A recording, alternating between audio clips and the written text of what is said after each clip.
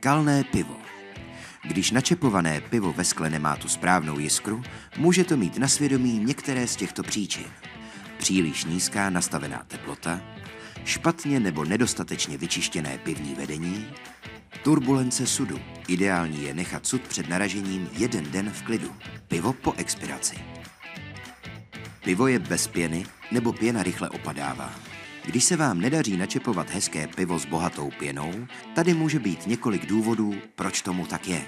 Příliš nízká teplota nastavená na chlazení, mastná a špinavá sklenice, porušené gumové těsnění na fittingu sudu, europivo, vyrobené technologií HGB, tedy pivo ředěné sodovkou, pivo moc pění.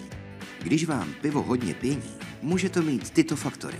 Špatně nastavený tlak, tedy nízký, samotná teplota sudu, sud na slunci nebo v teple, nečistota pod narážecí hlavou, nefunkční chlazení, teplá sklenice nebo špatný způsob čepování, netěsnost pivního vedení, nedostatečné čištění pivního vedení, u nefiltrovaného piva sud po expiraci.